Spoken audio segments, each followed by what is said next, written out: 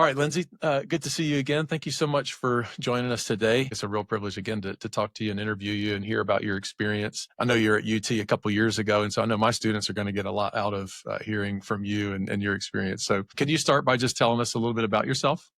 Yeah, absolutely. Well, thank you for having me. I'm excited to talk to you again today. So, my name is Lindsey Archer. I'm originally from just outside of Los Angeles, California. Baseball has pretty much been my whole world ever since I could walk, ever since I could play, going to Dodger games, watching my family play, my dad, my brother. And when it was time for college, I decided to come to the University of Tennessee. Wanted something just really different than what I'm used to where I grew up. I wanted a huge sports school, something that was just a completely different culture, which is definitely what I found here at UT. And my sophomore year, I applied for an internship with then the Tennessee Smokies as the marketing and community relations intern. So saw it, applied for it, interviewed, and then ended up interning with them for 4 seasons while I was still in school. And now I'm working full time with them as the community relations and social media manager. Can you tell us a little bit more about your career path, how you ended up in this role with the Smokies, a bit more detail around that? Yeah, absolutely. So, like I said, when I first applied, it was the marketing and community relations intern. So, my job then was truly anything you could think of having to do with marketing, from scheduling the national anthems to pitching ideas for social media to planning our theme nights and our giveaways. And then as well on the community side, dealing with mascot events and really anything you could think of, other duties as assigned, as they like to say.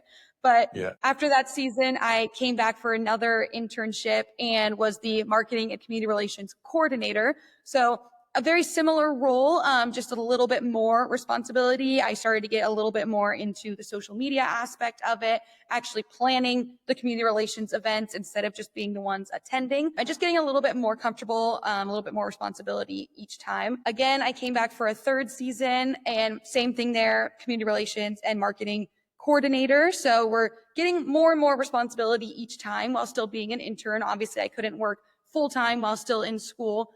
Then finally, my fourth season, because I ended up having to do a fifth year in school. So my senior year or super senior year of college, I was the community relations and social media coordinator. And that kind of set up for my role now. I had had talks with my boss at the time, our GM at the time, about what my plan would look like once I graduated in May. So this kind of set me up for that. And this was more all hands on with social media. So I was the one running all of the accounts, obviously with the help of others while not full time, but still having a hand in the promotions, in marketing, and everything like that I had been doing for previous seasons.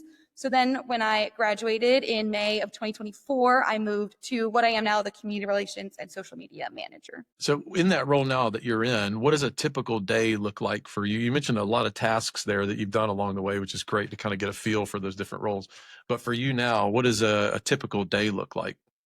Yeah, so our days, one of my favorite thing about this job is that every single day is going to look different. So for example, on a game day, we are a baseball team. So on our home games, it's a little bit more hectic than normal, but we're going to get here at 10 a.m. My number one job is to look over the social media plan for the day. I usually like to plan it out about a week in advance. Like on Monday, I'll make the plan for the whole week when the time allows for that. So going over exactly what my plan is for today, getting that first thing scheduled and sent out around 10 a.m., 11 a.m., depending on our schedule. And then going through the 2 or 3 other things that are already planned for the day, getting with our teams to make sure that all of those are done. We usually have a department head meeting sometime in the early afternoon to go through what our next 3 games are going to look like. We have a 6-day homestand, we call them. So we're playing home games 6 days in a row. So we get all the department heads together and make sure everyone is in the loop as far as how ticket sales are looking this week, what corporate sponsors are going to be here, what promotional night do we have going on, what's getting posted on social, and what do we need from everyone. Really making sure that everyone is completely on the same page. And then we move into more of our game day tasks. So that's making sure the players have everything that they need. Are we filming any content with our players or coaches today? Part of my job is also coordinating with our media outlets. So radio or TV stations, are they going to be there today? What players do they need? Is everyone set up for where they want to go? And then on a logistical side of getting ready for the game, it's also being up in the press box, making sure that our graphics computer is loaded with today's lineup and all of the lineup graphics and defensive graphics are put into the computer so that we're ready to put on a really good show for the game. I mean, sounds like such an interesting job. As you said, it kind of sounds like it changes every day. And I guess it probably helps to be a baseball fan, but it's not a requirement maybe, but probably helpful. Yeah, it's definitely not a requirement. I mean, we've had interns come in who didn't know like what an intentional walk was, what a ground rule double is. So it's definitely not a requirement. I think it helps me personally just because we do work really long hours. And that's something that's never bothered me because at the end of the day, I get to come to a baseball stadium every day and Yeah. watch a bunch of baseball games. So it Nice. definitely Nice. helps. That's great. It sounds like such a cool job. You did a marketing major, right, at UT? Yeah. So what's the part of your major, I mean, your degree, your bachelor's that have turned out to be really useful for you in this role? Yeah, I think just understanding that marketing as a whole is really broad and there's so many different goals that you have. So I think part of what was helpful to me in school was learning almost like we learned how to do it for corporate businesses more often than not. And it was like really big companies, but they taught us a lot of useful skills that I could then implement into my job because the way that we market is very different. You know, it's not necessarily all about the statistics, but I think the most important thing that I learned was just how to like pitch ideas and to be confident in what you want to know and what you've learned and just knowing that like you can pitch any idea as long as you have the ideas behind it, you know, and just be confident in what you're trying to do. Are there any skills or tools that you wish you had learned when you were in school before you got there?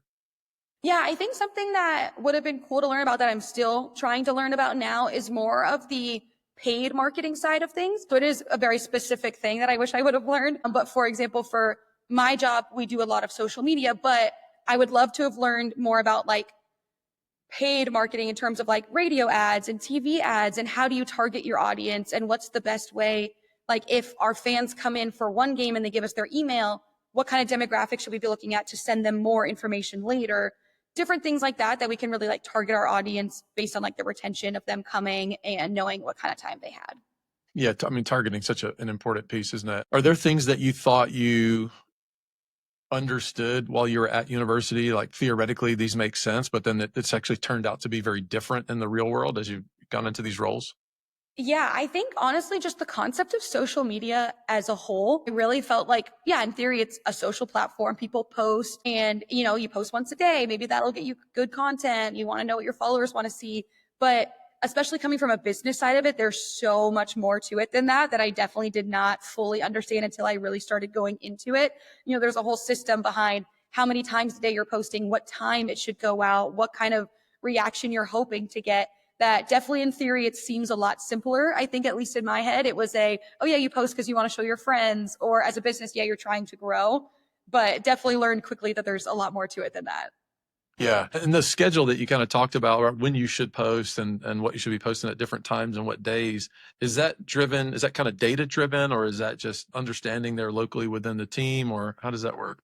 Yeah, it's kind of a little bit of everything. There's definitely data that goes into it, looking at when our followers are on the most. You know, Facebook and Twitter can give us that data, but it's also just trying to understand your audience and knowing like if we're targeting working professionals, they're probably not going to see a post necessarily at 2 p.m. in the afternoon versus putting like a big post out at 5:30 or 6 once they're home and, you know, right at 5 o'clock, everyone's off work and they're checking their phone. So it's kind of a mixture of both, knowing like, yes, we have maybe high school kids that are looking at our socials or college kids that are now in summer. So we can be a little bit more lenient about what we're putting out during the day. But there's definitely some things that you have to interpret for your audience. Interesting. Um, what's something that surprised you in your first few months when you got into a role, kind of finished university, you got into a role there, a digital marketing role? What was some of the things that surprised you? I think what surprised me was how collaborative it truly is. And I knew that from like being an intern and working with this department before, but I feel like sometimes you can get in a mindset of, yeah, this is my job. So I'm only focused on my job and I know it's up to me. But there's so many people that you work with and everyone, at the end of the day, everyone has the same goal. You know, everyone wants to grow our brand. Everyone wants fans to come to the game. So I think it was just surprising to know, surprising in the best way, that like everyone is ready to help. You know, if I need a post about tickets and I need help copywriting, like I can go to our director of sales and we can work together on what exactly the message should be. We have our graphic designer and our production manager. So it's a very, very collaborative effort. While I am the social media manager, it's not necessarily all up to me. Yeah. So I guess going in, you maybe thought like this is going to be all on me. I've got to perform, but actually there's a lot of people there to kind of support and work together. a Yeah. collaborative effort. Yeah, I think probably a lot of people feel that pressure going into those first roles in particular. Just, oh no, it's just going to be all on me, but having a team is so helpful. So the projects that you did during your degree, I mean, you talked a little bit about the internships as well that you did. How did those help get you ready for a full-time role with the Smokies? Yeah, I think the biggest thing that the projects did for me were, as I mentioned before, like just working as a team. It's such a great skill to know how to collaborate with others, which seems so simple and so obvious, but you'd be surprised how many people don't have that skill. And it definitely makes a difference. So just being able to learn how to work in a group and to talk to each other, understand each other's ideas. Maybe you don't agree with them, but still being able to work to find a solution, I think was definitely the most beneficial thing that I learned. One project specifically that stood out was in my marketing research class. I believe it was my fourth year, so my senior year. We got to do a project where we basically picked a company and figured out their problems based on research, and then targeted our audiences to figure out what the best solution would be. So that was a really interesting thing to get to look at. And coincidentally, our project ended up being for the MLB. So it worked out fantastic for what I'm doing. But it was really cool to be able to just put all of our heads together, dive into figuring out what the problem is with this major company, and then working to find a solution based off of the research that we've gathered. Yeah, no, that's great. So the project on the MLB, how did that come about? Was that something that you were able to choose as a team, or did that just get assigned to you? Yeah, it was one of those like you were assigned random teams, then everyone just kind of threw out ideas. And it was probably me. I don't even remember at this point saying like, hey, like, what about the MLB? Like, they're a pretty big company, but we had a few other like big sports fans in our group as well. So I think we all just kind of agreed that that would be something that we were all interested in. And then thankfully our professor approved it. So Professor Yu was like, yeah, sounds great. And there we were just doing research on the MLB. So worked out fantastic in my Yeah, favor. it's so great. I think, having those classes where you can choose the project, you choose the company, um, if it's something that you're interested in, you really care about, maybe even an area that you want to work in later, it just helps so much with that motivation. And, especially if you can agree on it with other group members, everybody's maybe a little bit more motivated.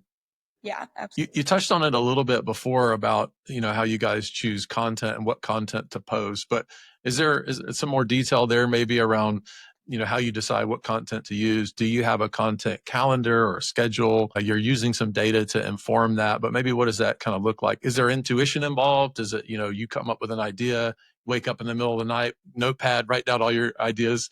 But yeah, how does that happen? I do have a social media content calendar. It's just a Google sheet that basically has every single date of the month. Each tab is a month. And then we have all of our social platforms along the side. And there I'm able to put like the time and what post is going on. And then I have like drop down menus for who in the marketing department is responsible for like creating or helping with this content so that everyone can be exactly on the same page about what's getting posted and when. In terms of figuring out what exactly is going to get posted, there's a few different things that go into it. I mean, there is the corporate side of things where it's like, okay, we have these sponsorship posts. These have been sold. Like they need to go out at this certain time on this certain day, this many times a week. So we have to make sure, obviously, we're getting those in. Then there's the sales side of it, which is making sure that we're selling tickets. We're promoting our group areas or different ticket packages and making sure that our fans are informed that way so that we're helping out our sales department. Then you have the promotions that are going on. So for example, this next week, July 25th is Christmas in July night. And then we have our wrestling night on that Sunday. So now that we're about a week out, we're starting to promote those. So there'll be a video that gets made. We're doing giveaways. We're doing post-game entertainment. So I usually start to promote those, I would say about a week before, given that we usually are home every other week. So just last week, we were promoting our Marvel night. So now we can switch gears in this time that the team is on the road. So there's the promotional side of things. And then there is the intuition side where it's like, hey, I've seen this trend going around and obviously it's getting a lot of traction. How can we recreate this to fit our brand and put it out to our audience while also reaching new people that are just following this trend? So there's a lot of different moving parts to it, but intuition is definitely great knowing, again, like I was saying, if we post a group area at 6 p.m., people just got off work. Are they really wanting to like call and spend money? Probably not. But maybe during the day when they're home, that's something that they'd be interested in versus a trendy thing that maybe is more targeted at the younger audience who's home at work, off of work at like 5 p.m. They just want to go and scroll. That would be a good time to maybe put out something that's been trending. Okay. And then what kind of platforms are you guys focusing on most? So our main ones are Instagram, Twitter, X, Facebook, TikTok, And then we've started to grow our YouTube a little bit more, and then LinkedIn when applicable for things that we're doing like in the community. Yeah. And then you talked about targeting too. So the platform that you're using, that you're posting to, is that kind of target dependent? So are you trying to reach a specific audience on a specific platform? Yeah, more or less. On Instagram, I would say we definitely go more for the baseball fans and stick really to our baseball brand. So there you'll see more like player content, player highlights, player posts rather than a video of our luxury level suite group area versus like Twitter. We're going to go pretty video focused because that seems to be what is usually going on Twitter. It's a lot of videos. People want to watch stuff. So no matter what it is, we tend to go videos. Facebook is kind of all out on anything we want to post. That's more of our older demographic typically. So that's when we're targeting like the parents or the grandparents who want to take their whole family out to a game. So that's when we're going to hit the group areas. Same with businesses are on Facebook a lot. So maybe they want to do a corporate event. So we target our group areas, our ticket plans, corporate events, stuff like that on Facebook. TikTok is kind of all out the window when it comes to all of that. TikTok is very much a let's just put out a funny video that we think would hit or a highlight that was really good. We're not doing a lot of promoting for our games or our ticket plans on TikTok. It's more growing our brand awareness. Has that changed over time, how you're using those platforms? Does that shift in different times? Yeah, more or less. I think it's been kind of a gradual shift. We didn't start our TikTok account until my third season in 2023. So we were a little bit, I wouldn't say behind in terms of like minor league baseball being on TikTok, but in terms of the whole TikTok wave, 2023 was definitely in full force already. So we kind of jumped in there and tried to just hit the ground running. So that changed kind of our marketing strategy there because before it was, let's just put all content on all platforms, which we tried at first, but TikTok is such a broad thing. It's such a broad market. You know, they're not necessarily only showing your post to people in Knoxville, which is true of all platforms as well. But I feel like TikTok even more is going to put your content out to who knows where. So we realized pretty quickly that it probably wasn't going to be the best place to sell tickets necessarily versus Twitter, Facebook, where you can put a link exactly in the copy and in the caption of your post. That's a great way to get clicks and a great way to get people to find their way to your website. Are there tools that you're using to publish to multiple platforms at the same time, or do you just go to those independent platforms with the content when you're ready?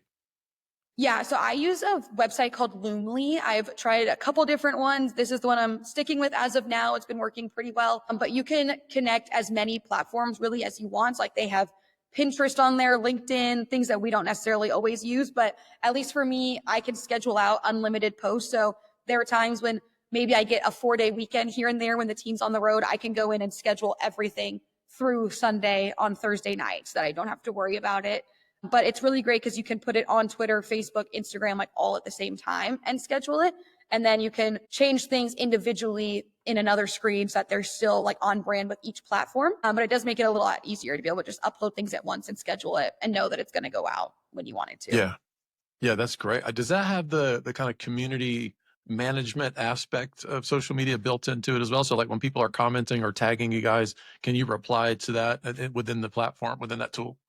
So this one, it doesn't have the ability to reply, but you can leave like a first comment on it when you're posting it, or you can tag people through that.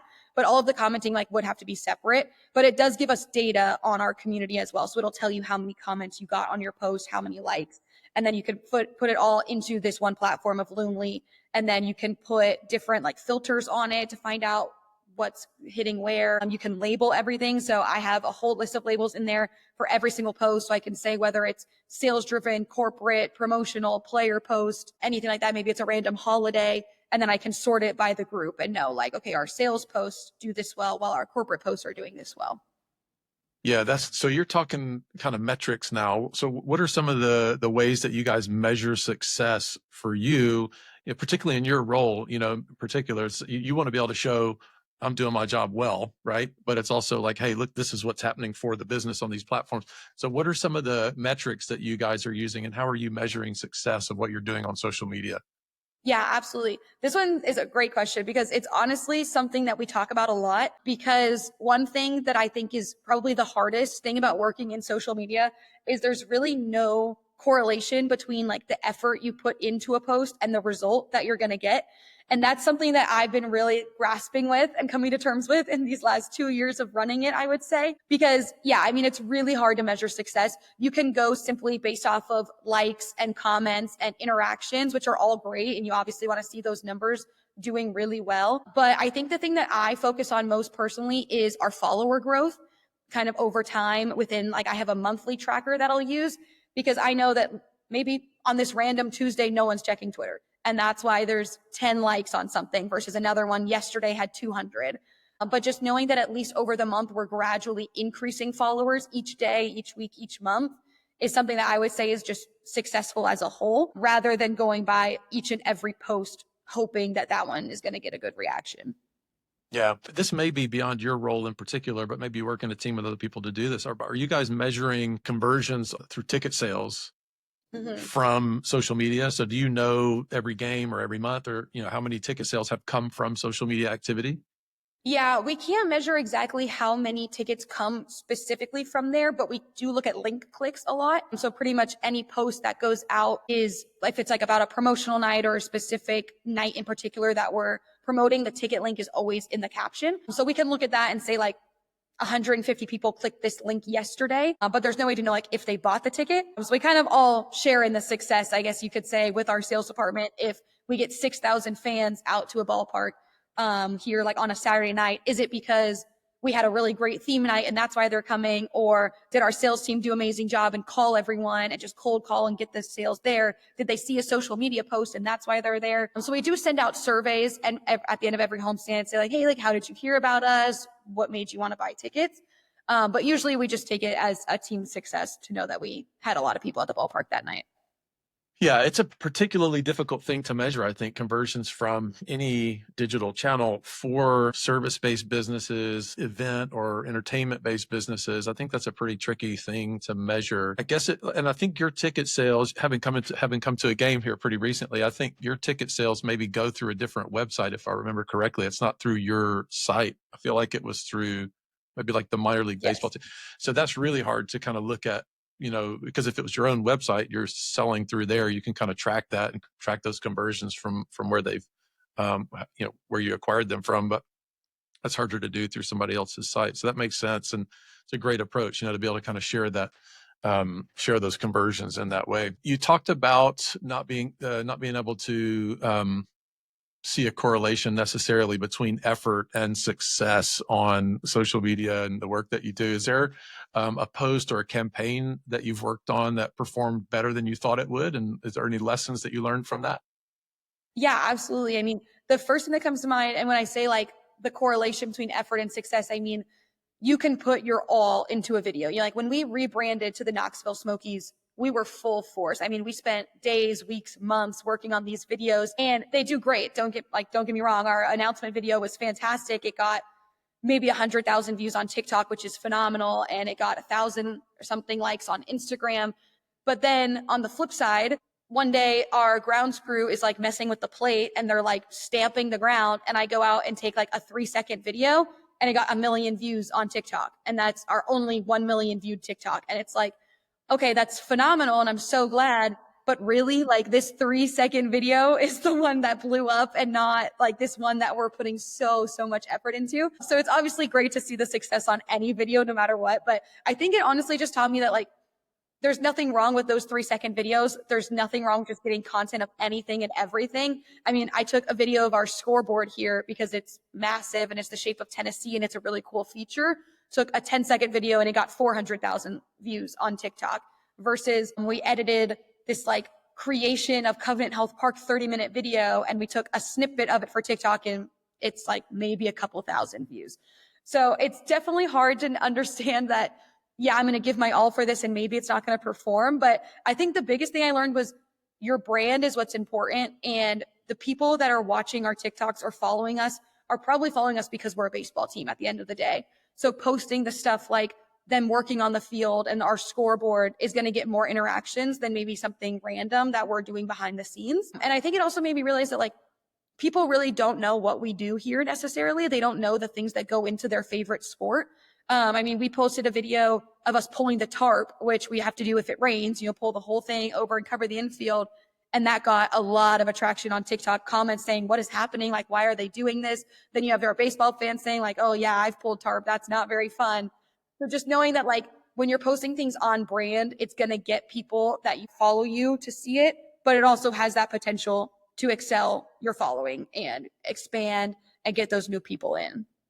Yeah, it's so hard to know what is the recipe for success, right? Like some of the just totally unexpected posts about the plate or the tarp pulling, and that's the thing that gets the most hits. Do you find that disheartening at all, like when you're working on these bigger projects? Absolutely. Yes, Yeah. it is definitely a very difficult thing to have to realize because like I said, like you can truly, truly give your all for this one video. And then it's like, oh, hey, like, why did this get 30 likes? And you don't know. Like, I have no idea why. I think it's a phenomenal video. The caption's funny. It's on brand. And then it just flops and there's nothing you can do about it. Cause I mean, if there was a perfect recipe to success, like every account would have 1 million followers, and I'm sure there's plenty of people out there that have figured it out. And we definitely do our best to try to do that as well. But yeah, it can be really disheartening to know like, hey, I just had this great idea. I think it's going to do phenomenal and it just doesn't. Yeah, it's so hard to know why it doesn't work. I mean, I think probably easy to see why, like the scoreboard, why that's successful. I mean, that is a beautiful scoreboard. When I was at the game, I was taking pictures of the scoreboard and sending to my family members who also live in Tennessee, especially when, the background, so the sky's still lit and the background of the scoreboard is black and it's got the new Smokies logo on it. I mean, it's a great shot, but such a cool scoreboard in the shape of the state of Tennessee. What are some of the hard skills? Maybe we could call them that. So things like design or analytics or copywriting. What are some of those hard skills that you use most often in your role now? Yeah, I do a little bit of all of it, to be honest. Copywriting is definitely a really important thing because more or less every single video that you post is going to have a caption. Every single graphic that you post, photo, it's all going to have a caption. So there's definitely a lot of learning that goes into that as far as like, when do you want to be funny? When do you want to just say something kind of out of pocket, maybe to get comments? Or when are you just really trying to drive a point? When are you just clear and to the point? Hey, this is our group area. It's really cool. Buy tickets, call us here. So copywriting is definitely a big thing. We use Photoshop a lot too. It's like our whole Adobe suite. While we do have a graphic designer on team, I'm a lot of times making graphics as well. And then also really all of it, like taking photos of it. Yeah, really any hard skill you can think of, we all try to do as much as we can. Yeah. You seem to me to have had this almost meteoric rise within the Smokies. You kind of came in as an intern and then within a couple of years, social media manager with a lot of responsibility working within teams. Are there soft skills that you feel like have been critical for that success? So it could be communication, or you talked about working in teams earlier. What are some of those soft skills? Yeah, I mean, I think you hit it on the head. Like teamwork and communication is definitely the absolute biggest thing. Knowing that they can put you in any team and knowing that you're going to contribute, you're going to be able to work with whoever is around you to create a good idea is such a big thing. And then just, yeah, open communication and knowing that maybe I don't understand something, so I need to go ask about it. There's no point in trying to figure it out and waste time and do it wrong when there's someone that has the answer and you can go and communicate with them, understand exactly what your task is, how you should do it. And just being open about what you want to in terms of communication. Like I was very clear from the beginning that like baseball has always been my dream. It's always been my passion. This is something that I want to do. And anything that I can do to keep coming back and to do the best that I can, I want to do it. Yeah, I mean, that teamwork. So one of the things I've noticed in teaching for a while is students really hate group work or they love it. So, some of them really love it and some of them really hate it. But what you're saying is it's really important for, a role in business. And I totally agree. It's one of the reasons I keep doing it. Do you find yourself working more in teams or more on your own? What does that balance look like? Yeah, it's definitely team heavy. I mean, I was the student in school as well that didn't necessarily love a team project because, there's always the people who don't pull their weight. And it's just like the reality of life. It happens here too. There are just some people who maybe they're not as comfortable with the project or maybe they don't have any ideas. But I think the biggest thing is just understanding how to deal with that situation when it arises. And that's something I learned in school a lot is knowing like you have a few options here. You can suck it up and you can just do it and you can take that on and make sure that it gets done. You can communicate with them and say like, hey, are you not understanding what's going on? Or do you just not want to be here? Like, what's going on? So there's a few different roads that you can take, but understanding how it works best with you and how your approach is super beneficial because, like I said, even here, there's always going to be some people who just aren't into this project and they just don't really have any ideas. Maybe they have other things that they want to be doing, but we work in teams a lot. So understanding you just have to suck it up, honestly. Maybe not the best advice, but you just have to understand that at the end of the day, like you all have the same goal, and no matter how you're going to get there, you have to get there. So whether you're taking it on yourself or just saying, hey, like, what's going on? Why aren't you helping? You just have to get there. Yeah, and I mean, sometimes there's genuine reasons, right? As a student, but also as an employee, sometimes people have health things that are going on or family things that are going on. They're not able to contribute in the way that they want to. So it's not necessarily about desire, but that's the reality of it sometimes, isn't it? You have to kind of pick up for other people. But their roles, so for you as a social media manager, are there roles there that you work very closely with, that you work with more consistently maybe than others? Yeah, absolutely. So I work really closely with our director of marketing. So he oversees our graphic designer, our production manager and production intern, as well as our three other marketing interns. And we all work very closely. When I say like we have our content calendar, I have a drop down menu of who's in charge of what, because just because I'm the social media manager doesn't mean that I'm the one creating all the content necessarily. It's my job to schedule it and post it and make sure it all goes out. But we have our production manager and interns. They are the ones who are creating the videos, editing them, filming them to go out at a certain time. We have our graphic designer who's creating most, if not all, of the graphics that are going out. We have our interns who are helping make TikToks. They're making story graphics. They're coming up with ideas. So it really is a collaborative effort when you see like our social media as a whole. A couple more questions on kind of advice. Thinking about your last couple of years and coming out of college a couple of years ago, what's one piece of advice that you would give, either people finishing their bachelor's this year, or maybe professionals too that are kind of looking to get into a marketing role or maybe a digital marketing role specifically? What's one piece of advice that you might give folks like that? I would say it's for specifically getting into a digital media role or a social media role is to really stay on top of the trends and the pop culture that's happening. Even just scrolling on social media, not only to see the trends, but also see like what other people are posting. My biggest thing is I'm always looking at other MLB or MILB teams and seeing what they're posting. What do their graphics look like? What are their videos looking like? How is their content being received? Because at the end of the day, like almost everything's been done. No one has a groundbreaking idea that they've never seen before. But looking at other people's content saying like, oh, they put a really cool twist on this. How can we put our own twist on it because they're seeing success? So I would say just learning off of each other. Again, like as MILB teams, yes, we all want our team to do the best, but as a whole, we're growing the minor league baseball brand. We're all going to work together on it. And I think just seeing what other relatively similar businesses are doing that you can kind of learn from them, as well as staying on top of pop culture or trends. Because the big thing with that is trends go quick. Some stay forever and some are gone in days. So if you see something 3 days later, maybe you've already missed it.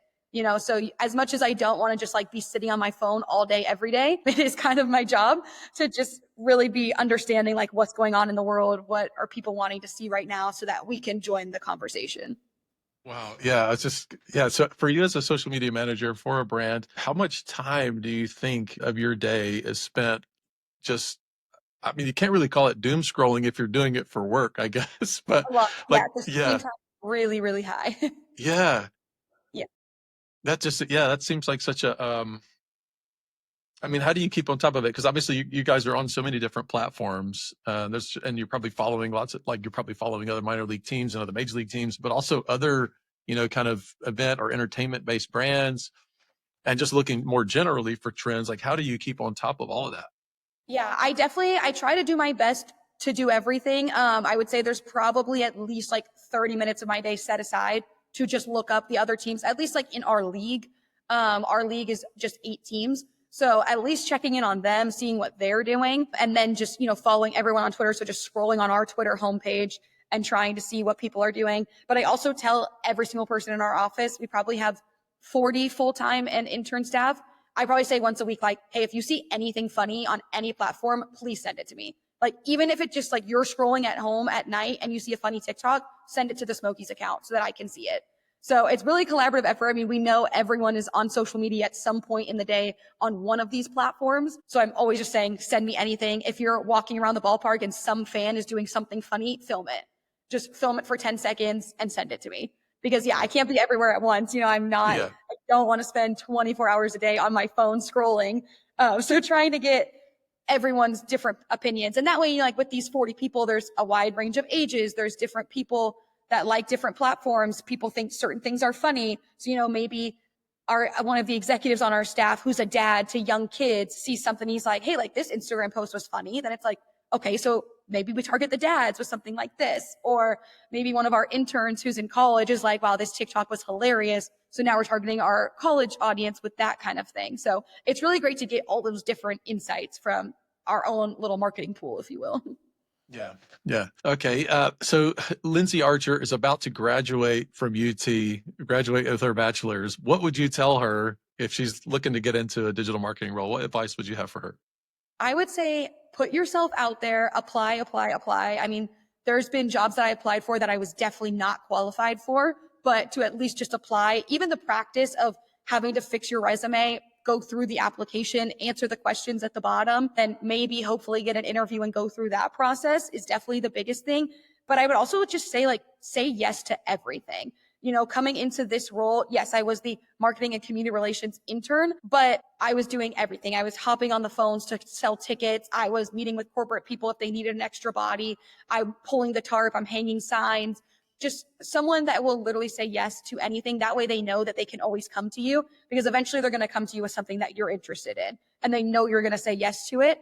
And then there you are to move in. And I think that that's been something that I would really attribute to my success here, is just always being willing to do whatever is needed from me so that they understand that part of you and know like, hey, if we need something done, like we can count on Lindsey to do it, whether she knows how to or not, or has done it before, like she'll get it done. And that's something that I think once it came time to me wanting this full-time role, saying, I've had all of this experience. You've seen me in a lot of different aspects. This is what I want to do. Is that a possibility? Hmm. Hmm. Yeah, that's so great. That's so great. Be willing to say yes to a lot of different things, maybe even things that aren't in the job description or in the role, as it's advertised. That's so great. Where can people find out more about you or about the Smokies? You can find me on LinkedIn, Lindsey Archer, and on any social media platform. We're at Smokies Baseball. So if you want to send a DM there, I'll be the one reading it. So if you ever want to reach out, you can find me there. All right, Lindsey, thank you so much for joining us today. I really appreciate it. It's great talking to you, and talk to you soon. Thank you so much for having me.